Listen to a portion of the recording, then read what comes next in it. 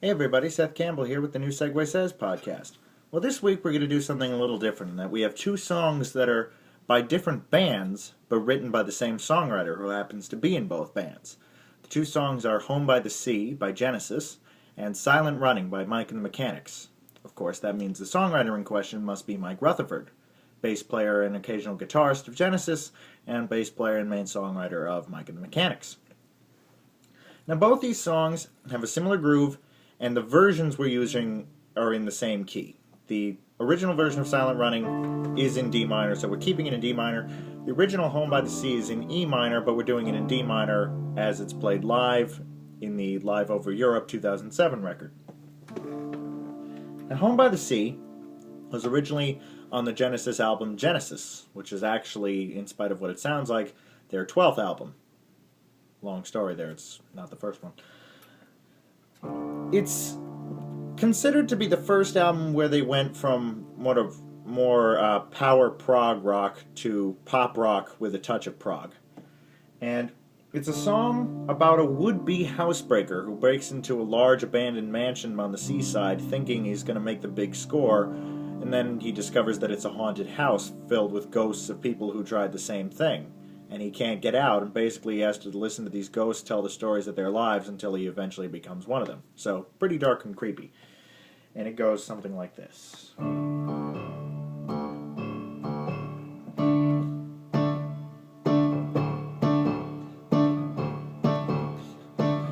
Home by the sea, home by the sea, home by the sea. Creeping up the blind side, shining up the wall, stealing through the dark of night, climbing through the window, stepping to the floor, looking to the left and the right, picking up the pieces, putting them away. Something doesn't feel quite right. Help me, someone, get me out of here. When out of the dark was suddenly heard, welcome to your home by the sea. And then there's the next verse, so as you can hear, it's got this very atmospheric, dark and creepy feel to it. Now, that was co-written by Mike Rutherford, Phil Collins, and Tony Banks. Mike Rutherford wanted to do more of his own straightforward songwriting. All of the Genesis members have had solo careers with varying degrees of success. Peter Gabriel and Phil Collins, of course, hugely well known in their own right. Steve Hackett has had some great moments, very underrated. I think he's an amazing guitar player. Tony Banks just recently released a box set of his solo, mostly piano. Well, I mean, he's the piano player, so it's mostly piano-based work that had previously been very difficult to find. And then, of course, Mike Rutherford had Mike and the Mechanics, which, while not quite up to the same tier in terms of the numbers as Gabriel and Collins, had a number of chart-topping hits. And this is one of them. It's called Silent Running. It's the first track on their first record, which came out in 1985, which is 2 years after the album Genesis came out. And it's the song. It's a great story. It's sung from the perspective of a soldier in the middle of a civilian city that's become a war zone, and he's telling his family basically run, hide, do whatever you have to do to stay out of sight. Don't engage in anything, just run. And the funny thing is, this was co-written by Rutherford and a guy by the name of B.A. Robertson. And they co-wrote it. It was one of the first ones they co-wrote, and they wrote it just to basically see if they could co-write and what the results would be. And when they were showing the demo tapes to the record company, the guy they were showing it to said, "Oh, that song's great. That one's got to go on the record." And they said, "Really? Okay." And of course, it reached number 6 on the Billboard charts, number 1 on the rock charts. And it's a great song. I actually went to see the new incarnation of Mike and the Mechanics. Mike Rutherford is the only original mechanic left. But I went to see them in March, and I remember when they played this song, I just loved it so much I said, I am so going to learn that song. And of course, by my gig at the piano bar next week, I had learned it and was playing it. It goes something like this.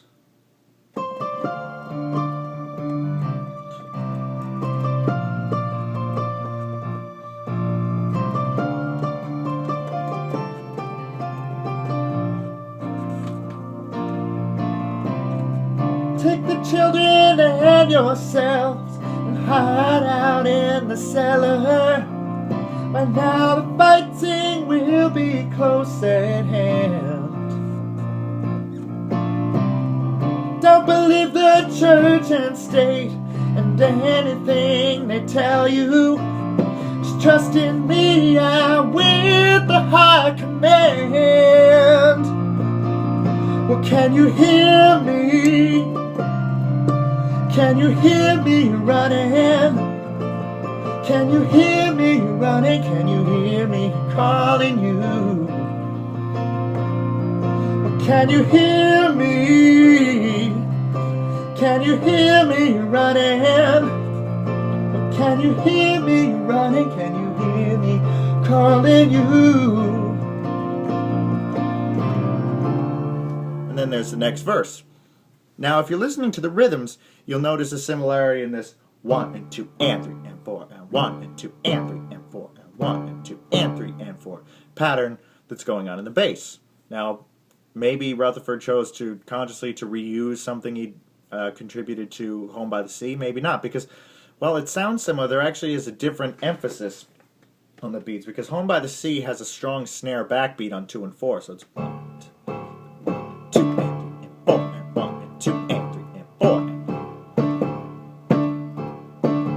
So that extra backbeat emphasis is there throughout Home by the Sea, except for the bridge, which is an instrumental section.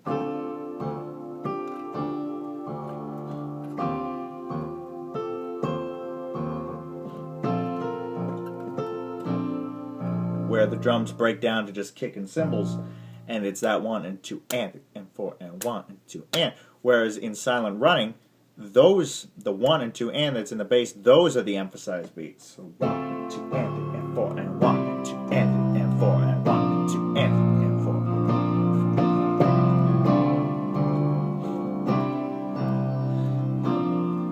4. So while the bass part is essentially the same, whether or not you have the snare backbeat being hugely emphasized, as in fact on the recording it is, but the guitars are also doing this on the 2 and the 4, it can make the same groove sound very different, and that's what these songs accomplish.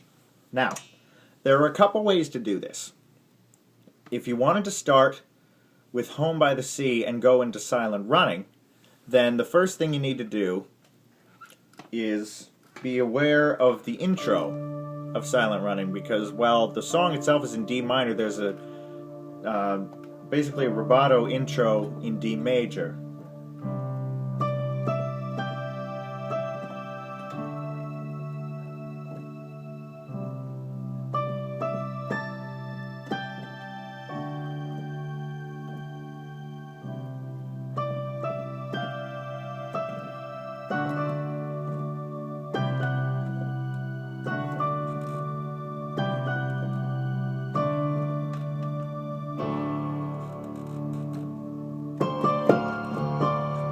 So you need to decide if you're going to use that or not. Now, the way Home by the Sea ends, this is if you're not counting the instrumental, the long instrumental that followed it immediately on the album and always follows it live, which is called Second Home by the Sea. The way regular Home by the Sea ends is sort of a reprise of the bridge.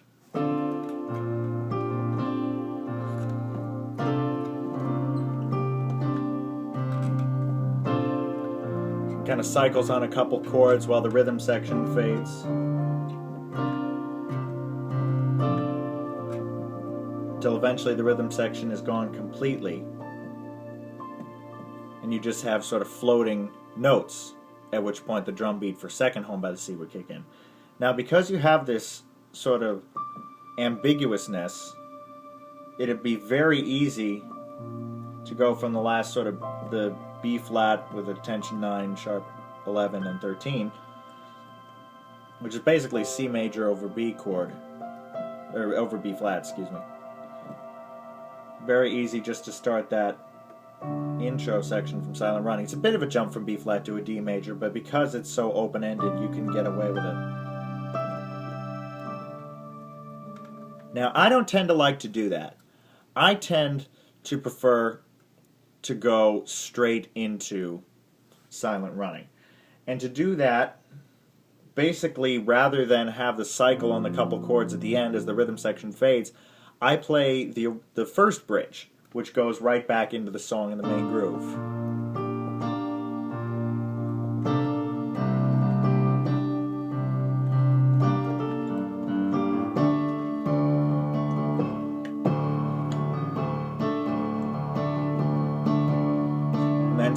Switch from doing the backbeat in the right hand to the silent running guitar and keyboard line.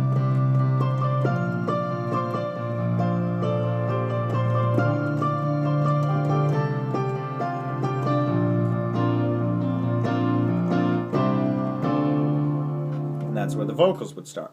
Now, if you wanted to start with silent running and then do Home by the Sea, leaving yourself the option to play second Home by the Sea, which I want to do if I can memorize the damn thing. It's pretty non-linear, but you could basically employ the similar principles of how the grooves are so similar, because after the last chorus, can you hear me? Can you hear me running? Can you hear me running? Can you hear me calling you? This is essentially a jam. Can you hear me?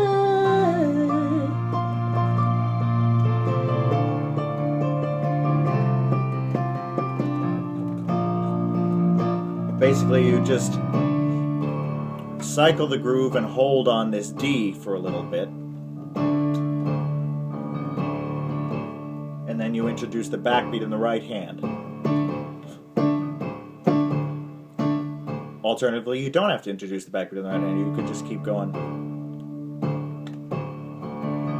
Home by the sea, home by the sea. In fact, I prefer it this way without the backbeat, but that's just me. Creeping up the blind side, shining up the wall, singing through the dark of night. And there you have it.